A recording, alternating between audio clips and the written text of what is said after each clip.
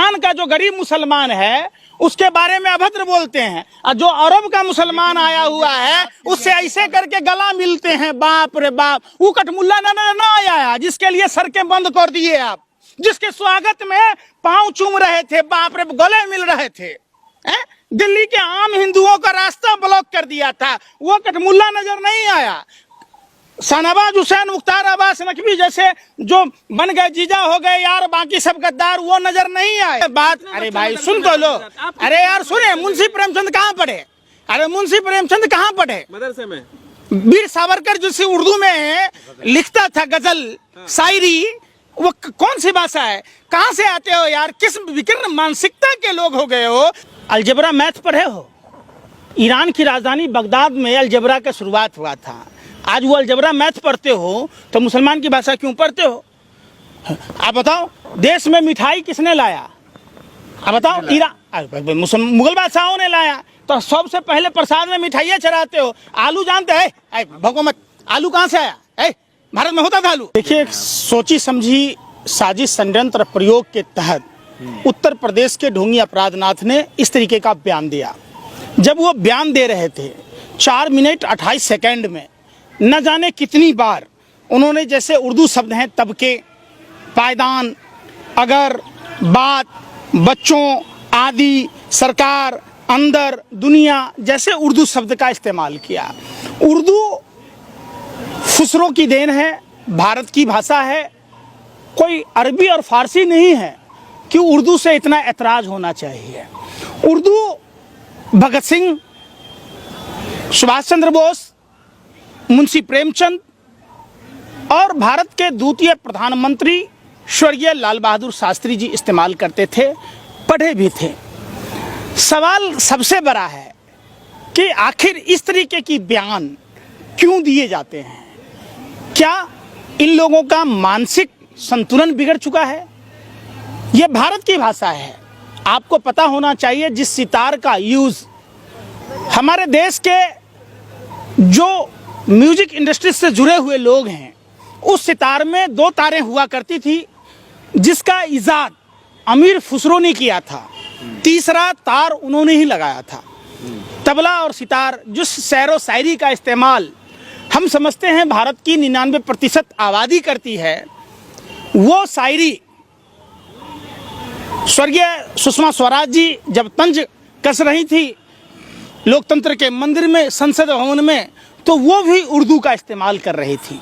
यार फिर वही बात, देखिए ये गंगा जमुना तहजीब का देश है। इस देश में कोई ऐसी चीज़ें नहीं हैं।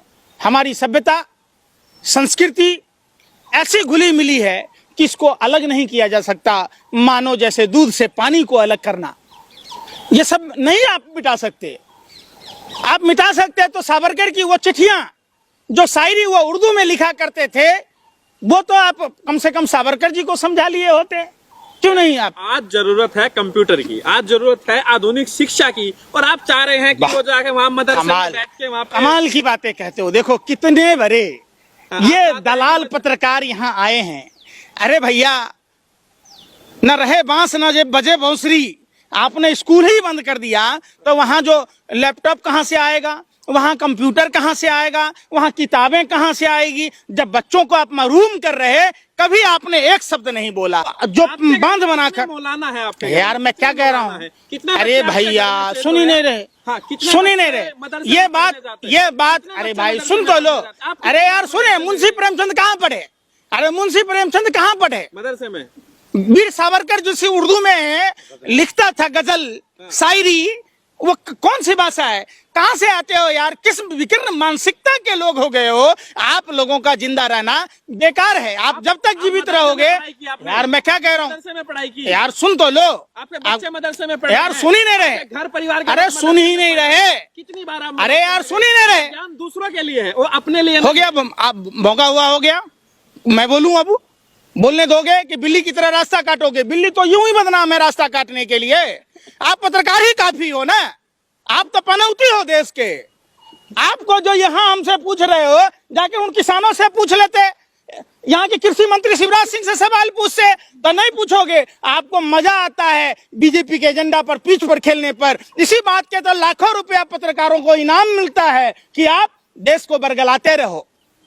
स्वर्गीय राजीव दीक्षित जी ने सही कहा था कि ये लोग सरकारी एजेंट के तौर पर काम करते हैं, आपको धर्म में लगा कर रखेंगे, आपको महंगाई पर, बेरोजगारी पर बातें नहीं करने देंगे। आप लोग नहीं करने देते हो। बच्चों को मुल्ला बनाना चाहते हैं यार फिर बात मैं क्या कह रहा हूं, आप क्या सुन रहे हो? मुंशी प्रेमचंद जी के पिताजी क्या मुल्ला बना दिए थे उर्दू पढ़ा के? लाल बहादुर शास्त्री जी के परिवार वालों ने जो उर्दू पढ़वाई तो क्या वो मुल्ला हो गए? सुभाष चंद्र बोस जी ने जो उर्दू पढ़ा तो क्या वो मुसलमान हो गए? यार सुनी नहीं रहे आप। इसका मतलब देश के शहीदों का अपमान करते हैं, देश के साहित्य जगत के सबसे बड़े कवि मुंशी प्रेमचंद का विरोध करते हैं।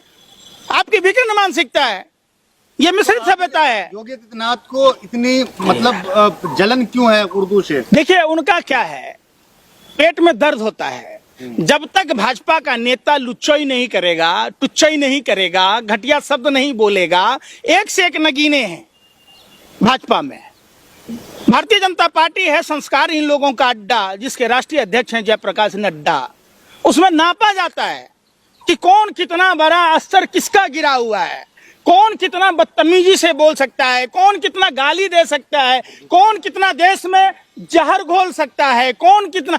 आप कभी रुपया डॉलर पर चर्चा नहीं करते, आप किसानों के एमएसपी पर बात नहीं करते, आप छात्र बेरोजगारों पर बात नहीं करते, आप रेल हादसों पर बात नहीं करते। आप उर्दू से, कटमुल्ला से हमें देश में नफरत का जो बीज बोते, जो जहर घोलते, जो देश को कमजोर करते, जो चाइना पर सवाल नहीं उठाते, जो अर्थव्यवस्था पर, रुपया पर बात नहीं करते, वो सभी देश के गद्दार हैं, वो सभी देश के देशद्रोही हैं। कटमुल्ला को कैसे देखना है जो शब्द बोल? यार कटमुल्ला क्या शब्द होता है? क्या मतलब हुआ? सुनिए ना, अरे भाई कटमुल्ला तो ही बोलते थे कर्पूरी ठाकुर जी को, भाजपा आरएसएस वाले लोग। हाँ। भारत रत्न क्यों दिए? चौधरी चरण सिंह को बोलते थे, मुलायम सिंह को बोलते थे, तो चौधरी चरण सिंह को क्यों दिए अपने भारत रत्न? मुलायम सिंह जी के बारे में आप बोलते थे ये कटमुल्ला है, ये है, तो आप काहे ला पद्म भूषण दिए? जब आपकी फटती है तो खैरात लगते हैं बांटने। आप एक बात बताइए, हिंदुस्तान का जो गरीब मुसलमान है उसके बारे में अभद्र बोलते हैं, और जो अरब का मुसलमान आया हुआ है उससे ऐसे करके गला मिलते हैं। बाप रे बाप, वो कटमुल्ला ना आया जिसके लिए सड़कें बंद कर दिए आप, जिसके स्वागत में पांव चूम रहे थे, बाप रे गले मिल रहे थे। दिल्ली के आम हिंदुओं का रास्ता ब्लॉक कर दिया था, वो कटमुल्ला नजर नहीं आया। शाहनवाज हुसैन, मुख्तार अब्बास नकवी जैसे जो बन गए, जीजा हो गए यार, बाकी सब गद्दार, वो नजर नहीं आए। आपकी तरह देशद्रोही, देश का गद्दार पत्रकार थोड़ा ना हूँ। आप लोगों का काम क्या है? पेट का दाना नहीं पचता आप लोगों को। दो गया मुगल यहाँ से चला गया, लेकिन अब भी आप गुलाम हैं। अच्छा, कुछ पढ़े लिखे भी हो कि यही नशेरी गजेरी भाजपा की तरह हो? अलजेब्रा मैथ पढ़े हो?